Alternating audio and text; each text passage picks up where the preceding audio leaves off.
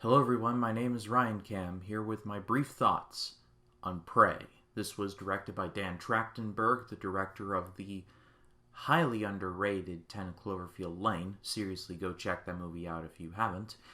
And it starred Amber Midthunder, and this is a prequel in the Predator franchise and the fifth Predator movie overall. It tells the story of a woman named Naru, played by Amber Midthunder. She is a Comanche warrior and is on the hunt for a certain predator that has seemingly appeared out of nowhere in her neck of the woods, quite literally.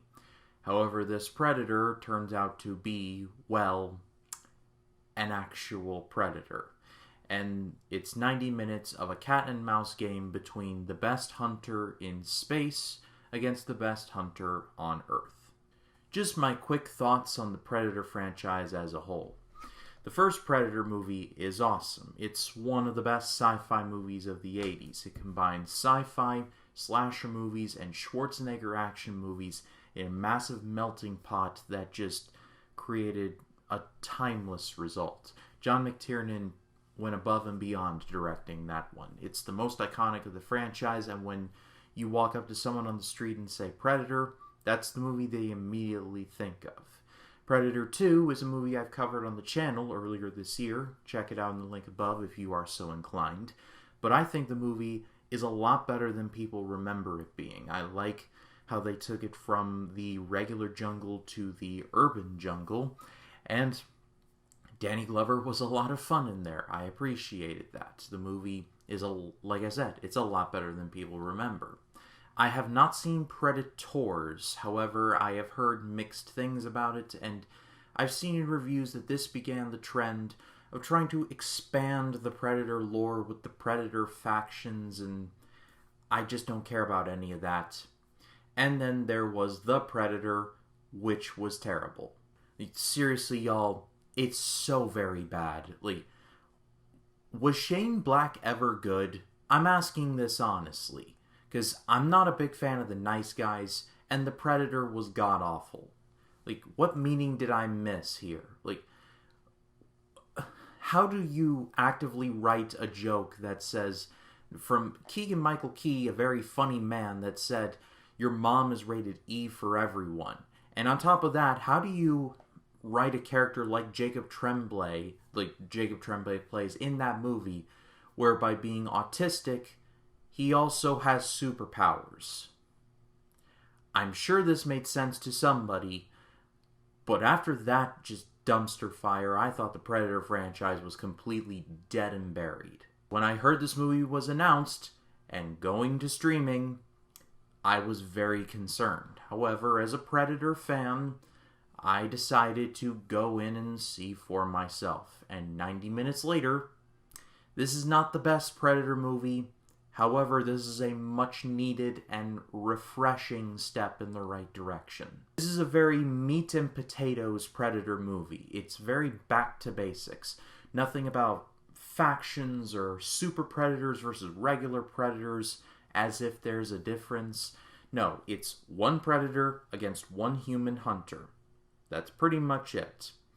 And the movie is very well suited for that. Really, the most well-rounded human character that we see is Naru, played by Amber Midthunder. She's been in quite a few things, and she was actually in Hell or High Water, and I completely missed that. Next time I watch that movie, I'll have to look out for her. But she was quite good here.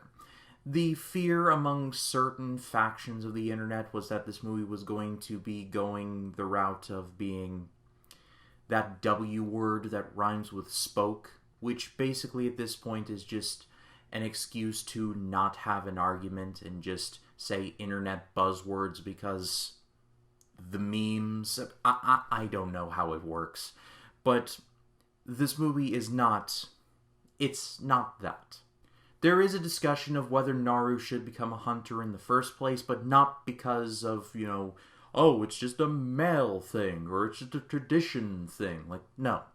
It's more out of concern for her safety, if what I have gleaned from this movie is correct. And I think that is a more natural kind of fear than than any kind of message would provide. Her brother actually, when her fellow Comanches were like, just get out of here, we're trying to hunt here. No, he's like, no, she should stay. Like, that was actually a pretty cool moment. I liked that. And she's not overpowered either. She actually has to work from underneath quite a bit. There are certain scenes where it's like, you just think it's completely hopeless, but she has to think and work her way through it. And it was very satisfying. Like I said, Naru is pretty much the most well-rounded character in the movie. There are other Comanches and there are some fur trappers that are basically cannon fodder, but it's the Naru show, and thankfully she is given plenty of juicy material to work with. The biggest compliment that I can give to this movie is how they treated the Predator itself. Dan Trachtenberg knew exactly what he was doing in treating the Predator like the final boss that he truly is. There was a concern when I was reading this plot of like, Predator in the 1700s? That's going to be like a complete mismatch.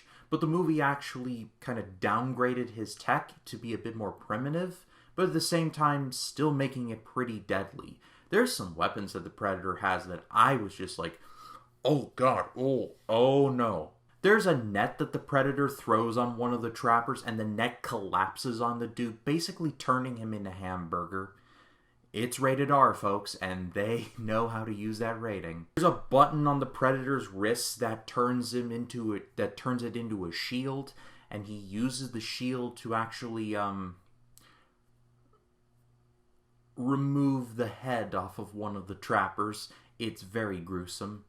And he does have the 3-dotted laser sight that's become pretty iconic in Predator lore, but instead of like laser bolts, it's more of an arrow that he uses as like a heat-seeking missile. That's pretty brutal too.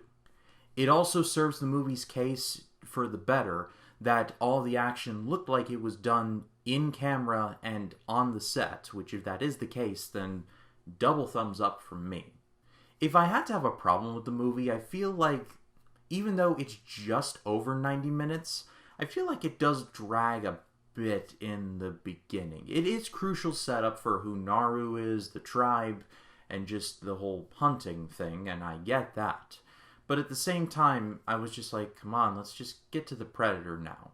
And when the Predator does show up, it's game on. But it does take a bit of time to get there, that's my point. And at the end of the day, I'm going to give this movie a great rating. I am pleasantly surprised by the quality of this movie. It is not perfect.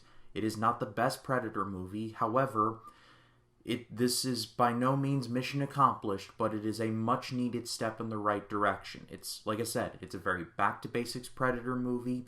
It's in a jungle, more or less, and it's about one mismatched human versus one overpowered Predator. And I think that that was the best decision that they could have ever made. It is criminal that this movie is not in theaters. However, I don't know how the streaming rights work, but maybe Hulu just needed the content, who knows. But if you do have Hulu, then I do highly recommend that you check this out. But what did you all think of Prey? Leave your thoughts in the comments. I'd love to read what you have to say about it. And if you like this video, please be sure to leave a like, comment your thoughts down below, and if you like this video and you want to see more like it, hit the subscribe button and click the bell to allow notifications. That way when a new video drops, you'll be the first to know about it. My name is Ryan Cam, and I'll see you in the next one.